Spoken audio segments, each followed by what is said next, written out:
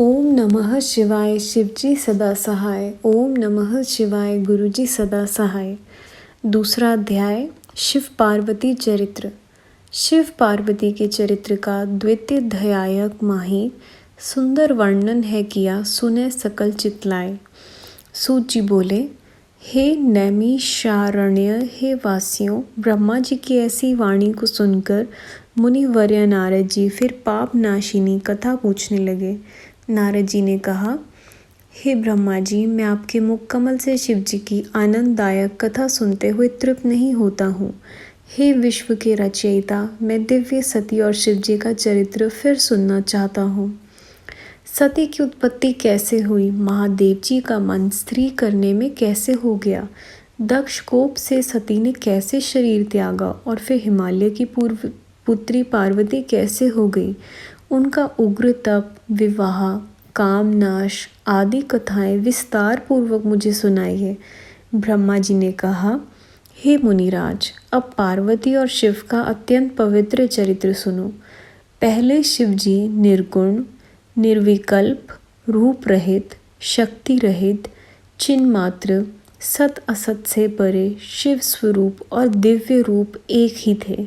फिर उमा के साथ सगुण और शक्तिमान प्रभु हो गए, जिनके बाएं अंग से विष्णु और दक्षिण अंग से मैं ब्रह्मा उत्पन्न हुआ।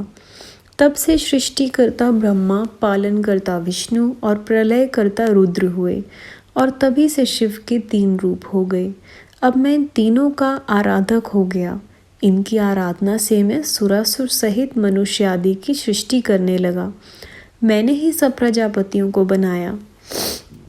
मैं सभी प्रकार उन्नत था। फिर मैंने मरीचि, अत्रि, पुलह, पुलस्त्य, अंगिरा, क्रतु, वशिष्ठ, नारद, दक्ष और भृगु को बनाया। और जब मैं इन्हें उत्पन्न कर चुका तब मुझे कुछ माया का मोह आ गया और तत्क्षण मेरी बाहों के बीच से संध्या नामक मेरी कन्या उत्पन्न हो गई, जिसको देखते ही मैं उठ पड़ा और मेरे पुत्र दक्ष और मरीचि ने भी हृदय में शोच किया।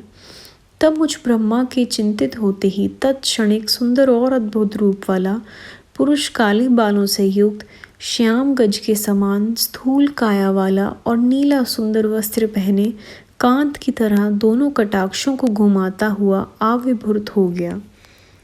उसकी श्वास से सुगंधित निकल रही थी और वह परम श्रृंगारित था। तब ऐसे पुत्र को प्रकट हुआ देखकर मेरे अन्य पुत्रों में बड़ी उत्सुकता आई और उनमें विकारी भाव का संचार हो गया। उनका हृदय अधीर हो गया।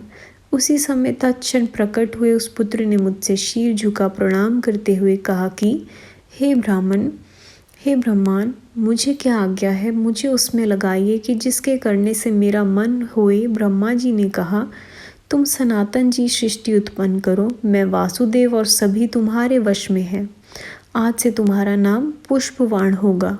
तुमसे लोगों में आश्चर्य, सदैव सुख का लक्ष्य और नित्य ही प्राणियों में मत उत्पन्न हुआ करेगा और तुम इसी प्रकार सृष्टि के प्रवर्तक बनो। मेरे ये पुत्र भी तत्व रूप से तुम्हारे नाम का स्मरण करेंगे। यह कहकर कमलासन पर बैठ ब्रह्मा जी क्षण भर के लिए मौन हो गए। यह अध्याय यहाँ समाप्त होता है। संगत जी, कुछ भूल चूक हुई हो माफ़ करिएगा। अगला अध्याय, अगली वीडियो। ओम नमः शिवाय।